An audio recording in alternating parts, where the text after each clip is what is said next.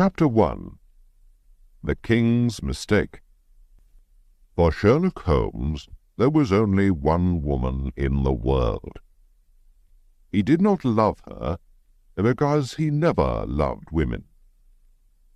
But after their meeting he never forgot her.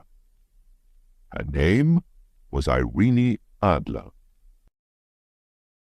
One night in March, I visited my old friend at his home in Baker Street. I was married by now, so I did not often see him. "Come in, Watson," he said. "Sit down. I'm happy to see you because I've got something to show you." What do you think of this? It arrived in the last post. It was a letter with no date, name, or address. It said, "Tonight someone will visit you to talk about some very secret business. You have helped other important people, and you can, we hope, help us. Be in your room at 7:45 p.m. "The paper. What do you think about the paper?" asked Holmes. I tried to think like Holmes. "It's expensive, so this person is rich. It's strange paper. Yes, it's not English.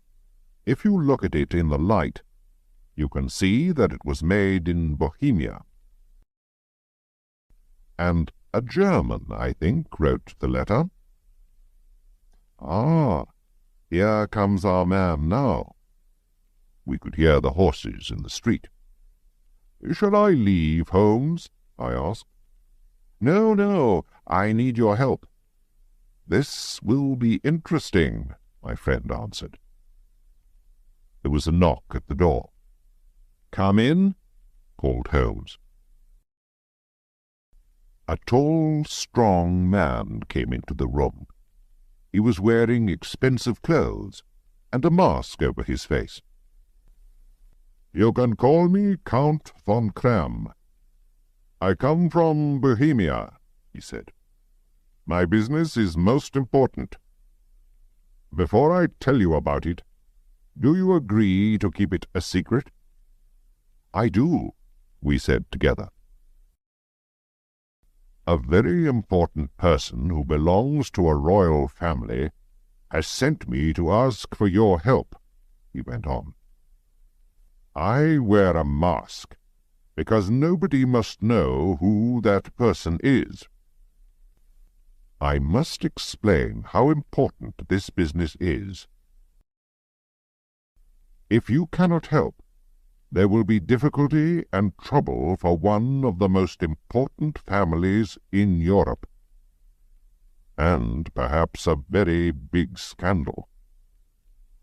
I am talking about the famous House of Ormstein, kings of Bohemia." "I know, Your Majesty," said Holmes. He quietly smoked his cigarette. The man jumped up from his chair. "What?" he cried. "How do you know who I am?" Then he pulled the mask off his face and threw it on the ground. "You are right. Why do I hide it? I am the king. I am Wilhelm von Ormstein, King of Bohemia. I came to see you myself, because I could not ask another person to tell my story. It must be a secret. You understand?" "Very well. Go on," said Holmes. He closed his eyes and listened. 5 years ago, I met a woman called Irene Adler. "Ah," said Holmes. "Irene Adler, born in 1850, singer, lives in London. A very beautiful woman, I hear." He looked at the king. You and she... you loved her for a while, and then left her. But before you left her, you wrote her some letters, perhaps. And now you want to get these letters back. That's right. Did you marry her? No. If she asks you for money and shows you the letters, you can say that you didn't write them. But, Mr. Holmes, she also has my photograph. You can say that you didn't give her a photograph. We were both in the photograph. Oh, dear. That was a mistake, Your Majesty. I know. I was stupid. But I was very young. You must get the photograph back. Can you steal it from her house? I have tried 5 times, but my men couldn't find it. What can I do? Holmes laughed. This is very interesting. What does she plan to do with the photograph? Soon I am going to marry Clotilde Lotman von Saxe-Meiningen, daughter of the King of Scandinavia. You know, of course, that we are 2 of the most important royal families in Europe.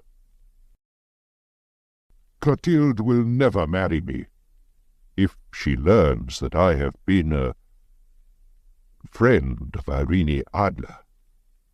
You do not know Irene Adler. She's a beautiful woman, but she can be as hard as a man. She was angry when I left her, and so she doesn't want me to marry another woman. I know that she will send this photograph to the Saxe-Meiningen family, and then there will be a terrible scandal. We must find the photograph before she sends it. I am sure that we will find it, said Holmes. You are, of course, staying in London? I will write to you to tell you what happens. And the money? The King put a large, heavy bag on the table. I must have that photograph, he said. There is £1,000 here. If you need more, you must ask at once. The money is not important. And the young woman's address? Asked Holmes. Bryony Lodge, Serpentine Avenue, St. John's Wood, London. Good night, Your Majesty, said Holmes. I hope to have some good news for you soon. The King left, and Holmes turned to me. And good night, Watson. Please come back tomorrow at 3 o'clock in the afternoon. Chapter 2. A Servant Finds Out. When I arrived the next day, Holmes was not there. So I waited in his room. At 4 o'clock the door opened, and a very strange servant came in. He wore old, dirty clothes, and I had to look very hard before I saw that it was my old friend. "Holmes," I cried, "where have you been?" "I've had a very good day," he replied with a smile. "I've been outside Miss Irene Adler's house. Servants are always happy to talk, and so I have heard a lot about the young woman.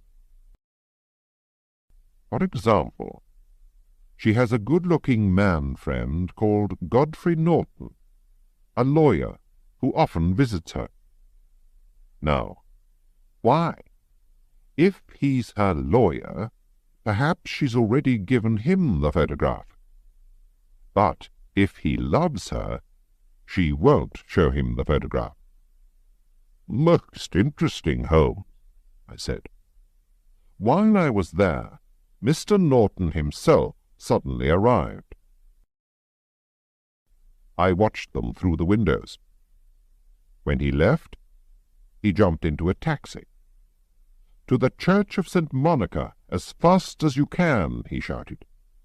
2 minutes later, Miss Adler ran out of her house, jumped into another taxi, and called, "To the Church of St. Monica, quickly."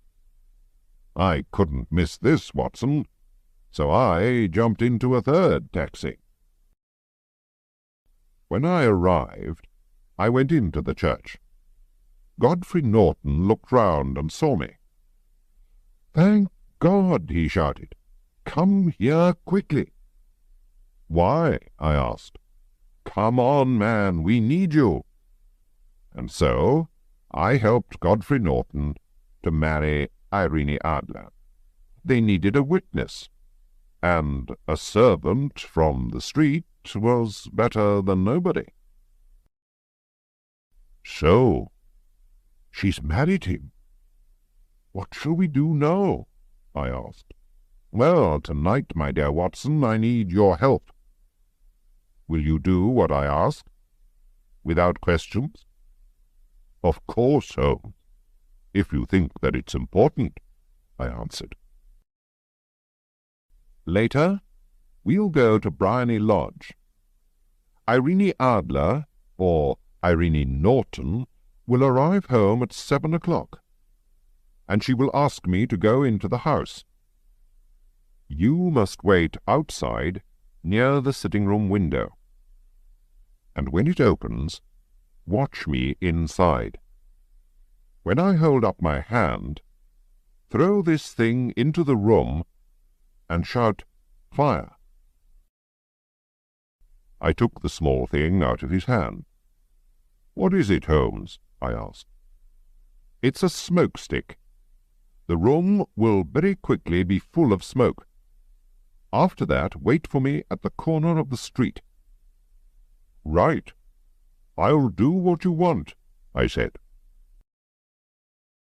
Chapter 3. Fire. That evening Holmes again wore different clothes, and a large black hat. But it was not just the clothes that were different. He changed his face, his hair, everything. He was a different man. We walked together to Serpentine Avenue. Outside the house there were a lot of people who were smoking, laughing, and talking. Holmes and I walked up and down in front of the house. "You see," said Holmes to me, "I think she doesn't want her new husband to see the photograph." "But where is it?" "At her bank?" "No, women like to keep important things themselves." "I'm sure it's in her house." "But the king's men tried to find it," I said. "Yes, but they didn't know where to look," said Holmes. "But how will you know?" I asked. "I won't look. She'll show me." "She'll have to." Just then a taxi arrived. One of the men in the street ran to open the door. Then another man pushed him. Other men were also pushing and shouting, and a fight began. Irene Norton was in the middle of it, but Sherlock Holmes ran to help her. Then suddenly he fell to the ground, with blood running down his face. Irene Norton hurried to her front door, but she looked back. "How kind of him to help me! Is the poor man hurt?"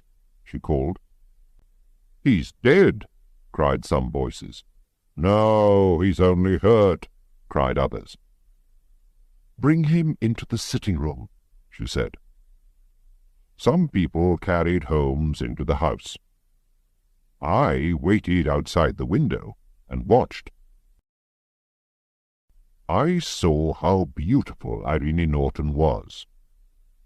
Then Holmes put up his hand, and I threw the smoke-stick into the room. Immediately the people in the street and in the house all began to shout fire very loudly. The house was full of smoke. I walked away, and 10 minutes later Holmes came to meet me. "Well done, Watson," he said. "Have you got the photograph?" I asked. "I know where it is." "She showed me," he answered. "But why did she show you?"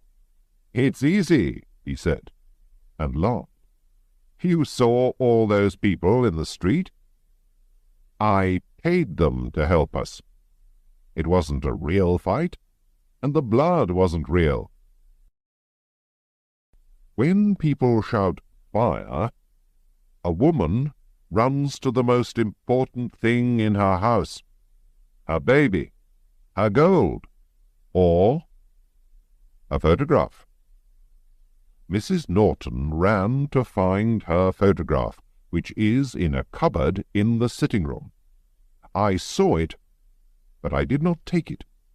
Tomorrow we will go to her house with the king. We'll go very early before she gets up. The king himself can take the photograph from the cupboard, and then we'll go." While Holmes was talking, we were walking home to Baker Street. When we arrived at my friend's house, a young man hurried past us and said, "Good night, Mr. Sherlock Holmes." "I've heard that voice before," said Holmes to me. He looked down the street.